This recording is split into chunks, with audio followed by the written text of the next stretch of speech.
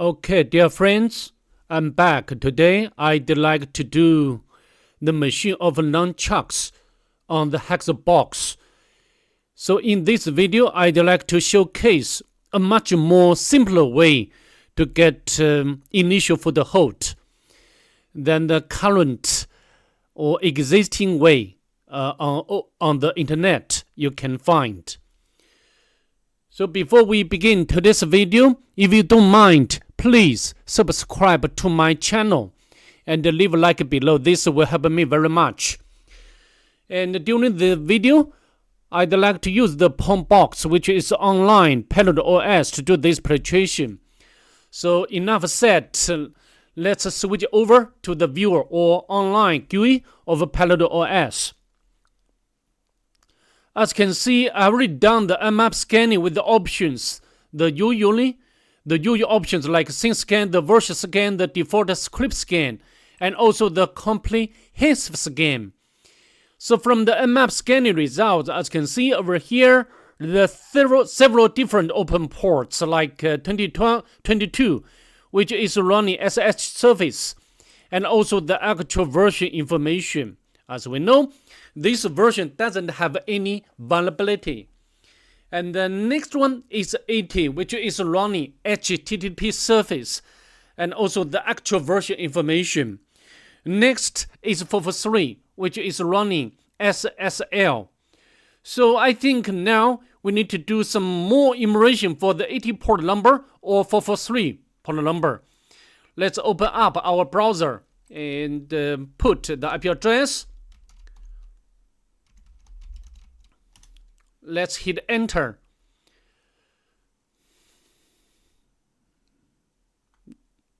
My IP address.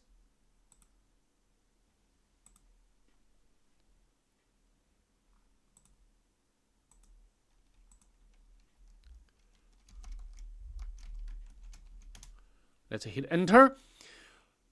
It says we cannot connect to the server at this one. So I think you of course you know that we need to put this host name to our host file. Let's do it. I can clean it up, clear the screen, and we can use the echo. And the host name, maybe we can make a copy. And then go back to our terminal. Sudo, I'd like to use T command and A option to append this line to our etc host file. Yeah, which is fine. And then we go back to our browser. Let's refresh. Now we can visit this target. As you can see, of course, we can do the immersion for this site, but I can tell you, we cannot get anything useful from this site itself. And when I did the machine the first time, I used like a GoBuster, Legato, some sorts of tools, but I cannot get anything useful. To save time of this video, I'd like to bypass this part. So if we walk through the page,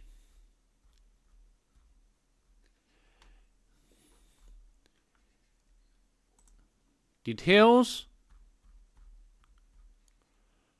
as you can see here, links, important, menu, home, store, coming soon. So we can make a reasonable guess that maybe this site has a subdomain, so we can use the fuzzing tool to brute force the subdomains. So ZZ, I just make a copy of this URL, paste in here. I think this video will go on a little time, so just be patient. And I'd like to specify the header host fuzz nunchucks HTTP, right? And with the list, I'd like to use my UU or the one of my favorite word list, dear buster directory. I think I have already configured properly. I need to make a check. Okay, let's hit enter. Yeah, we need to exclude the word length because there are so much output, and we got the subdomain name, which is store. So then we need to add or append this subdomain store nunchucks, right? And B nunchucks HTTP Hackthebox and sudo etc host file. We can cut the content of this file to make sure we have already configured properly. Now we can access the subdomain store nunchucks HTTP. Let's hit enter. Oh no, store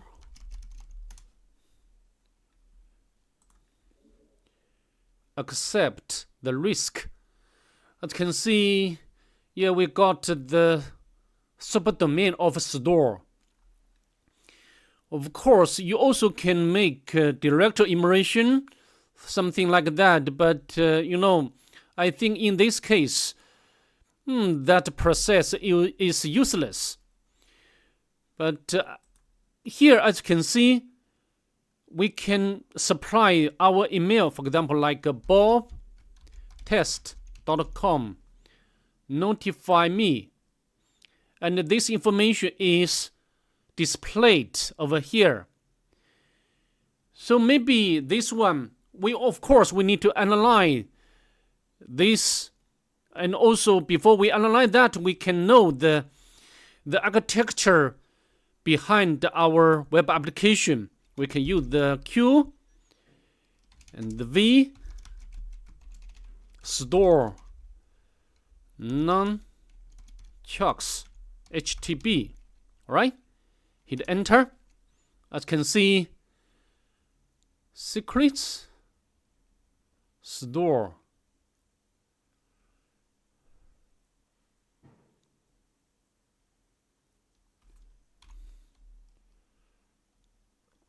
has some error. Nunchucks. Maybe I can make a copy of this URL and QV, which means verbose information. Let's hit enter. Cannot get a local issue, so maybe we can. Yeah, we need to specify K option. So from here, we can know the architecture or the framework is Express. And Express, if you're familiar with this framework, maybe have the injection vulnerability. And so now it's time to analyze the request. By burp suite, we can set the proxy to burp, and we can launch our burp suite. The burp suite is so powerful, which can allow us to intercept and analyze the request and the response. proxy intercept is on. Now we can make a little change. Notify me. But nothing there. Very weird. Maybe I need to, yeah. History. Click, and then I need to refresh. Accept. I need to do some notify. But the burp suite didn't make interception for the request, which is very weird. Yeah, burp, which is fine. I think I need to clear recent history. You know, as a pen tester, you always encounter so many different problems or questions. For us, we just solve them, okay? And intercept is on, and we can refresh, and then we can make, yeah, notify. But the burp suite didn't intercept the request. Very weird. Maybe I need to close and launch again. And I clear the screen, clear the history. Sorry about that. And then launch. Oh, sorry. I know the reason, because I opened two instances. Close, cancel. And this one, maybe I can launch a fresh one. I think this time should be fine. Hopefully. Start.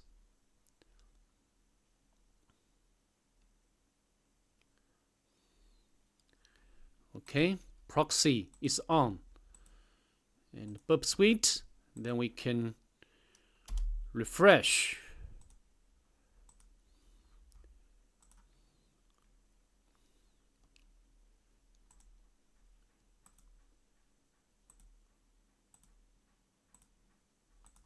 Okay, we can put like any email, notify, except forward. As you can see, we got the request. So here we need to test whether this payload has the SSTI or server-side template injection vulnerability.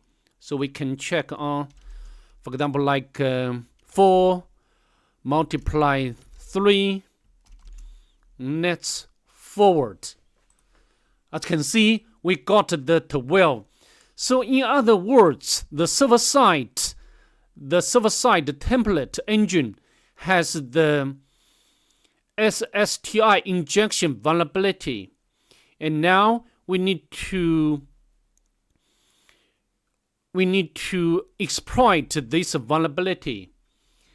And as you can see here, yeah, for the template engines, we have a lot of different templates with the Express framework. But if you know the machine name is Nunchucks, so we can make a very reasonable guess. The template should be using this one. So we can make a copy, and we can template injection. Of course, I have already opened up this earlier. Yeah, this one. I will also add the link into the description section below so that you can download it. So maybe we can use this payload to test or to run the command. For example, we can make a copy, right? And we can copy to the viewer. Of course, I have already made a copy earlier, as you can see here. So we can we run different commands, like cat the content of the password file. We can make a copy. But here, there is one very important point. Because here, the double quotes, we need to escape that. And also this one, so we can make a copy. And then we can refresh or trigger a new request, like this one, notify, and go to the burp suite. And here we can paste in here. And now we can forward. As you can see, we got the content of the password file. And from the content of this file, we can know there is one user, the normal user David. And if we can run this one, it means that we can execute command. The next thing we need to do is to get a reverse shell. And on the internet or including the official walkthrough, I think that way, for example, like generate the key pairs and try to write public key to the authorized keys and then log in as SSH to the target. I think that way is not easy way. For me, we can get the reverse shell command from the Pentest monkey like this one. But I can tell you, this one cannot be working if we use this reverse shell command directly. We need to encode in base 64. And I have already made a copy earlier. Go back. And I think I have already, this one. We can make a copy. And then we need to encode echo,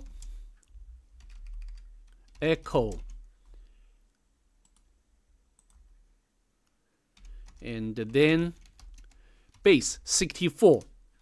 We got the encoded command. Next, we can run, of course, we can set up the listener first. Wait for collection and go back to our notebook. We need to replace this command, right? And we need to echo and paste in here. Then we need to decode. And then tunnel to bash. So we just, I think this way is simpler than other ways. We can make a copy and then we can trigger a new request and intercept a new request here and paste in here. And now we can forward. As you can see, we got the collection or reverse shell. As you see, this process is a bit simple, okay? And now we can do some local immersion. We can get, I think we can get the user flag. Next, we can upload the Nunchucks shell script from our own machine. We can find the Nunchucks and the type and then redirect or error.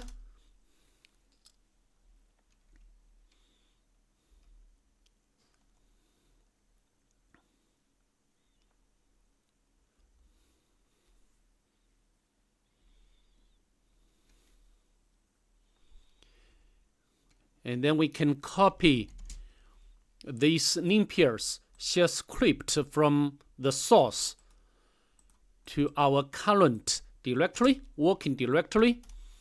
Then we can upload to the target through web server. Now we can navigate to temp directory.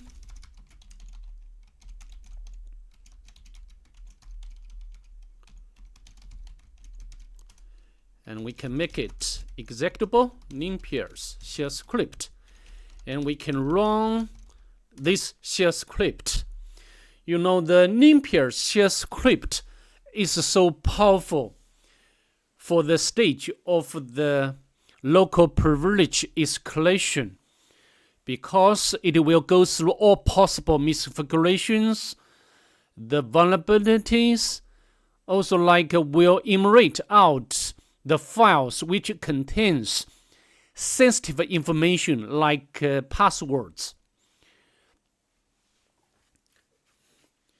and also will review commands which have the SUID bit, which allow us to elevate our privilege. So we just wait for this script to be finished to see which kind of information we can get. Yeah, I think we get the result or expected result.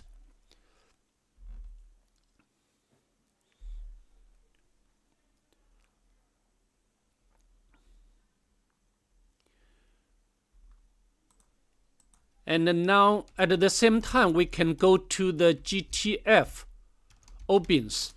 You know, this will give us the instruction how to utilize the binary to elevate our privilege.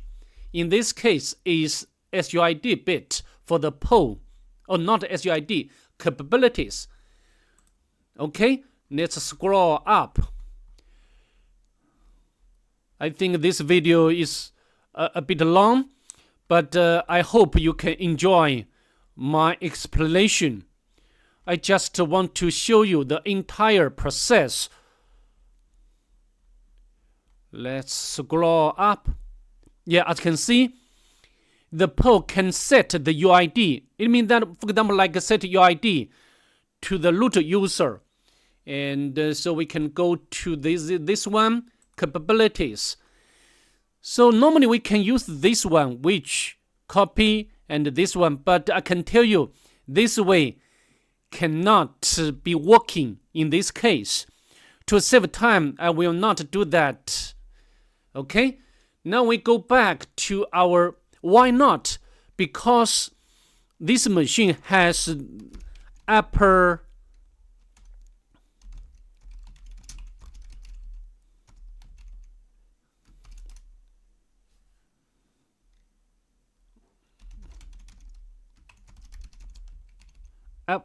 armor.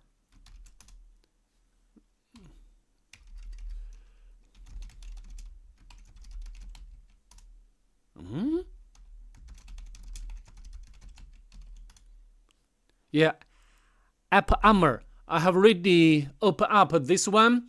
Yeah, app armor allows the administrator to restrict programs' capabilities with the program profiles. So if you go to this directory, app armor, cat the PO. Yeah, although the PO has the capability to set UID, but cat, we can make a copy, right?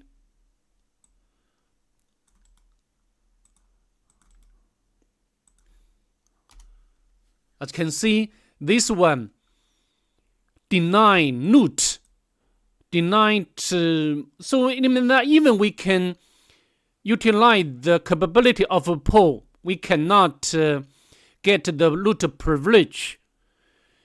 Just can like, the only thing can do is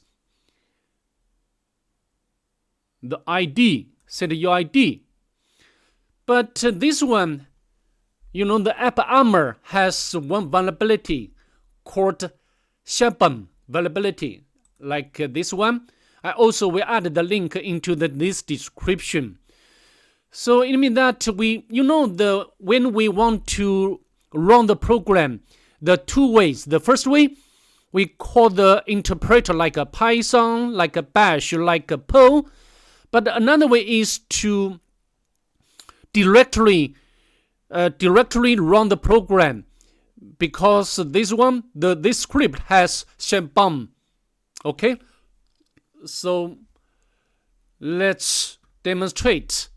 If we go back to our shell, we can generate the Perl script, and inside this script we can create this one, because we have a capability to set UID to the root user and then run this one. We can make a copy,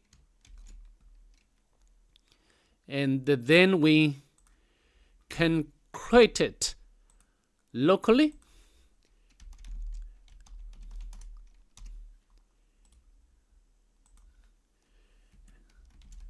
And now we can upload this Perl script.